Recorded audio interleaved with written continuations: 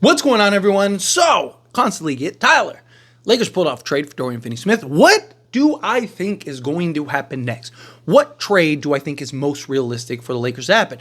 Well, there's actually several, right? Like, there's multiple ways that this can go, and that's just the people we know about, right? Like Shake Milton, for example. Like, no one was thinking Shake Milton added to that deal, and guess what? The Lakers ended up adding him to the deal, and I actually think he's the sneaky signing. I actually think he's the guy that could potentially have some real impact and significance on this Lakers team going forward. But time will tell. We'll see. Him and Dorian Finney-Smith, I think, is a great pickup by the Lakers. Lakers really did a great job in that area. But I think there's a couple things that we know for certain as far as like what the position that the Lakers are going for, and then we'll go over kind of some various options here.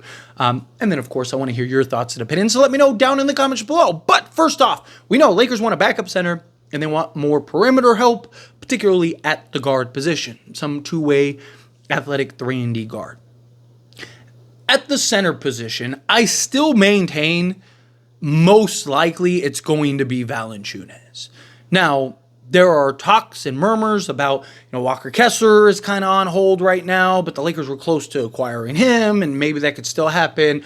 Obviously, Nick Richards and Dorian Sharp and these other guys, and we'll talk about some of them here in a moment. But ultimately, I think when the dust settles in the end, I think it's probably going to be Valanciunas. Okay, well, Valanciunas, what about him, right? I see a lot of people that are really mixed on him. In a backup role, he's fine. Like, he'd be great. You can make an argument he's probably the best backup for a win-now team that there is available, right? Because, like, Vucevic, he's a guy you're not bringing on. Like, he's going to start, right? Like, talk about, like, backup for now. Obviously, Walker Kessler would be my favorite acquisition, but that's because more defensive purposes and then just long-term, like what he provides in the long term, right? But Valanciunas is a guy that literally could go get you a double-double in, like, 12 minutes of action, right? The guy does it regularly. And people's biggest problem is, like, him getting played off the court against the Lakers. Here's the difference. One, he would be a backup, not our starter. And two, it's a big difference when you're looking for a guy to play 40 minutes a game in the playoffs, and he can't play because we're just torching them every time he's on the basketball court.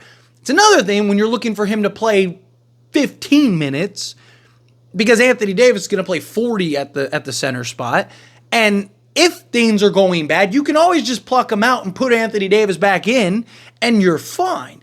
The Pelicans didn't have that luxury. The Pelicans weren't in that position, right? And the Lakers have LeBron James and Anthony Davis are very unique, right? Like, people talk about like, oh, well, the Lakers played him off the basketball court. Yeah, because they kept switching LeBron James and Anthony Davis on him, and they're probably the worst matchups in the league for Valanciunas, right? Like, so again, there's circumstances to that. Is it my favorite move? No. But again, we're talking about realistic, like, what do I think most likely are the people that end up coming, right? Next up, like a Dorian Sharp, I do think is a possibility. A lot of people really want Nick Richards. Here's the problem with Nick Richards. He's not even really available. We haven't gotten any news that he's available. That's why I don't really talk about him. There's people like, well, why don't you really talk about Nick Richards? Why haven't you should talk about Nick Richards?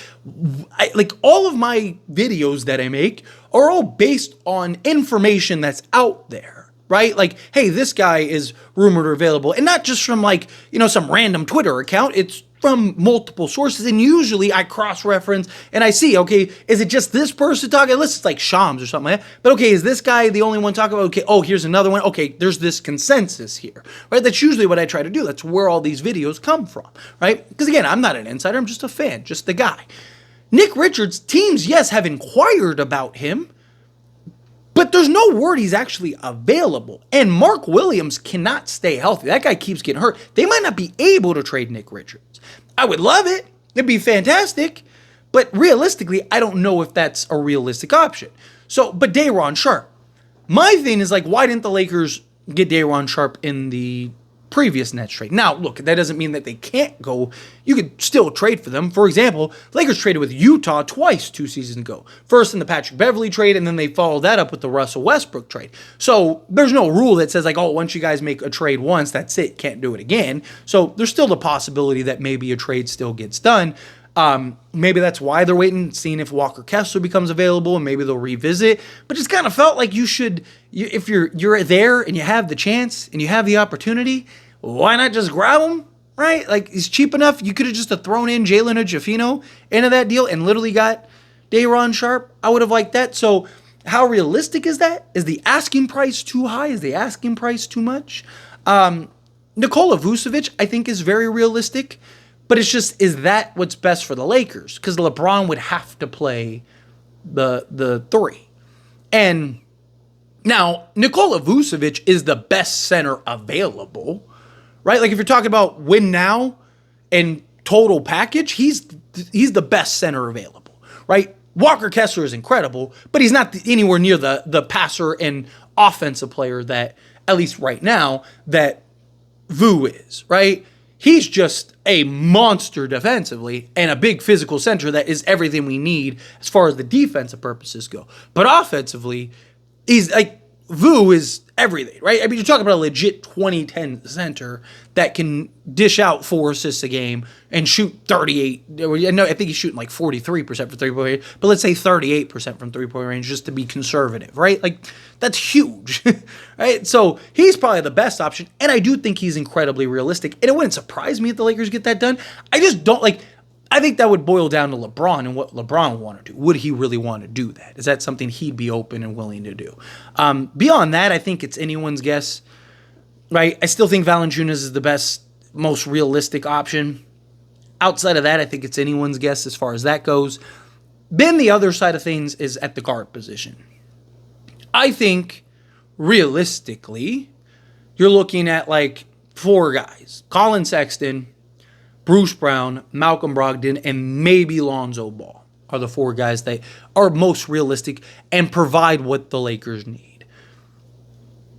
If you can't get Kessler, then personally, I'd rather have one of the other 3 and not Colin Sexton, right? I like Colin Sexton. He's still young. Offensively, he would be great. Defensively is a bit of a concern, right? He's had worse defensive seasons than D'Lo the last few years, and it's not because he's not capable. It's just he doesn't really care about defense at times, it feels like. He's always out of position. He's not really focused defensively. Is that because he's on Utah?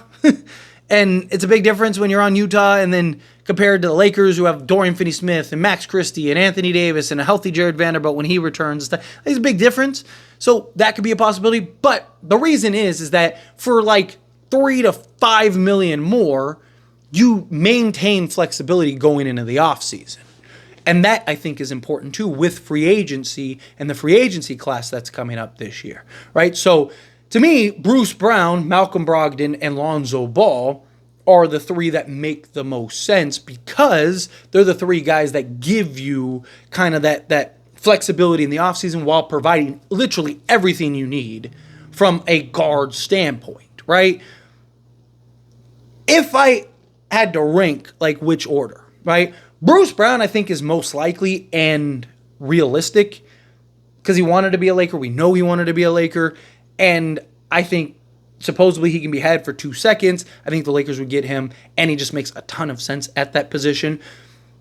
As far as rank, like which guy do I think would be the best though, right? Because I've talked a lot about Bruce Brown, but it's because I think he's, again, the most realistic and would have an impact. Champion, he's a former champion, all of that, right? He'd be great.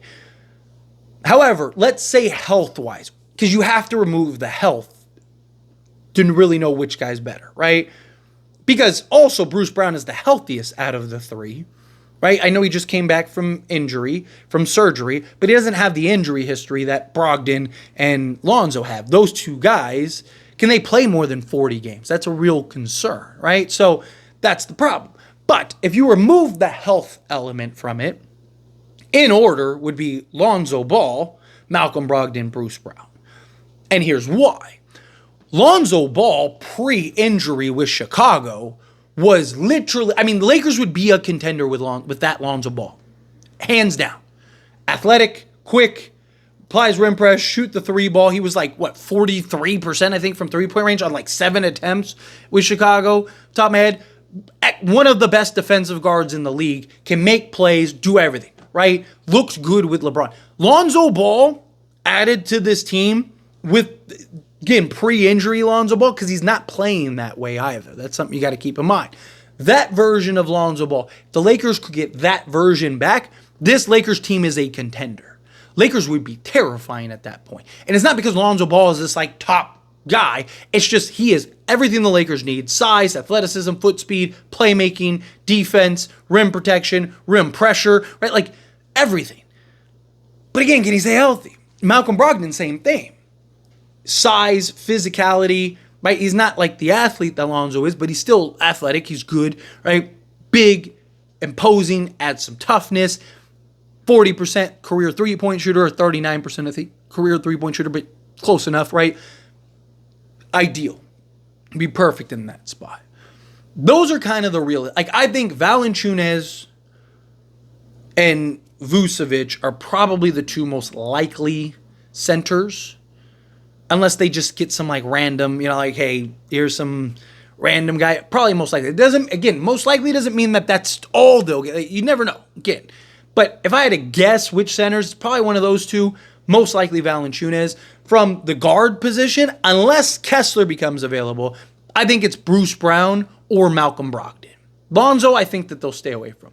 But Malcolm Brogdon and Bruce Brown are the two guys that I think are probably most likely. So I think it'll either be like a Brogdon and a Valanciunas, or it'll be like, a Bruce Brown and a Valanciunas. But we could see it could go either way. But anyway, just kind of wanted to flush this out because I get asked these questions a lot and kind of put it on video form.